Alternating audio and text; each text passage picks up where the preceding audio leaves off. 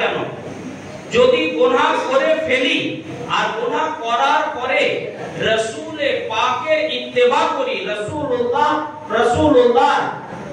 দেখানো পথ অনুযায়ী আবার চলতে শুরু করি, গুনাহ থেকে তওবা করে নি, আল্লাহ পাক আমাদের জিন্দেগীর সমস্ত গুনাহকে maaf করবে। দেখি তো maaf করবেন না করবেন না? আল্লাহ পাক জিন্দেগীর সমস্ত গুনাহকে maaf করে দেবে। তো আল্লাহকে রাজি করার একটাই পথ, একটাই রাস্তা, সেটা হলো কি রাসূলে পাকের ইত্তেবা করতে হবে, রাসূলে পাকের অনুসরণ করতে হবে। আমরা যদি আল্লাহকে রাজি করতে চাই, আল্লাহকে রাজি করার রাস্তা একটাই, সেটা হলো রাসূলে পাকের অনুসরণ, রাসূলে পাকের ইত্তেবা, রাসূলে পাকের তাবেদার হয়ে যাওয়া। এক কথায় বাংলা ভাষায় যদি স্পষ্টভাবে বুঝতে যান তো রাসূলের গোলাম হয়ে যাওয়া, রাসূলুল্লাহ গোলাম হয়ে যাওয়া। আল্লাহ পাক বলতে আছেন যে কেউ যদি আমার নবীর গোলাম হয়ে যায় তাহলে আমি তাকে মহব্বত করব বা তাকে ভালোবাসবো। তো আমাদেরকে রাসূলুল্লাহর গোলাম হয়ে যেতে হবে, নবী পাকের গোলাম হতে হবে। কেমন গোলাম? রাসূলুল্লাহর যে গোলাম আমরা হব, তো কেমন গোলাম হতে হবে? এমন গোলাম হতে হবে যে যেন আমরা রাসূলুল্লাহর গোলাম বলি, এটাই নয় রাসূলুল্লাহ যেন আমার গোলাম বলে আমাদেরকে গ্রহণ করে না।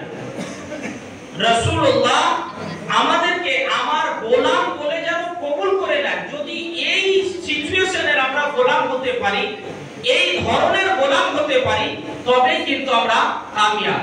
যদি রাসূলুল্লাহ আমাদেরকে গোলাম বলে অ্যাকসেপ্ট করে, রাসূলুল্লাহ যদি গোলাম বলে মেনে না, আমি মুখে বললাম আমি রাসূলুল্লাহর গোলাম আর শরীয়তের পাবন্দি করলাম না, আমি মুখে বললাম আমি রাসূলুল্লাহর গোলাম, নামাজের পাবন্দি করলাম না, আমি মুখে বললাম রাসূলুল্লাহর গোলাম, হারাম কর্ম ছাড়তেই পারলাম না, আমি মুখে বললাম রাসূলুল্লাহর গোলাম, হারাম রুজি ছাড়তেই পারলাম না, আমি মুখে বলবো আমি রাসূলুল্লাহর গোলাম, কিন্তু আমার আদর্শ রাসূলের সুন্নাত অনুযায়ী বানাতেই পারলাম না, রাসূলুল্লাহর সুন্নাত অনুযায়ী হলোই না, তাহলে এমন গোলামের গোলামি কবুল নয়, এমন গোলামের গোলামিও কবুল নয়। এমন গোলাম হতে হবে যেন রাসূলে পাক আমার গোলামিকে কবুল করেন, রাসূলুল্লাহ যেন আমাকে গোলাম হিসাবে স্বীকৃতি দেন, নবী যেন আমাদেরকে গোলাম হিসাবে মেনে নেন। নবী যেন গোলাম বলেন, আমার নবী যেন বলেন যে এটা আমার গোলাম, তাহলে জেনে রাখেন যে আমাদের জিন্দেগির বেড়া পার।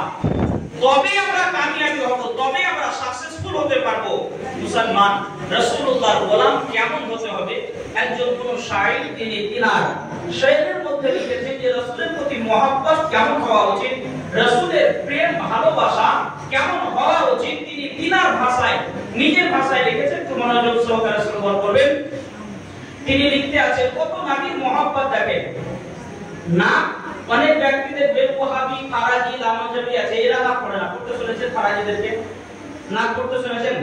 কোন ফারাজিদেরকে না পড়তে শুনেছেন? শুনেছি। কেন তারা না পড়বে? কোথা থেকে? না তখনই আপনার জবানে আসবে যখন দিলে নবীর মহব্বত আসবে, বেশক বেশক অন্তরে যখন নবীর প্রেম আসবে, তখন আপনি কিছু বলতে পারবেন, তখন কিছু লিখতে পারবেন।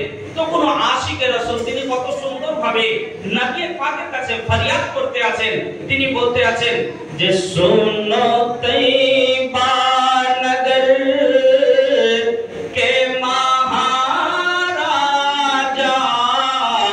ফরিয়াদ মোরে ইন आंसुआने की, सुनो तैयबा नगर के महाराजा फरियाद मोरे इन आंसुआन की।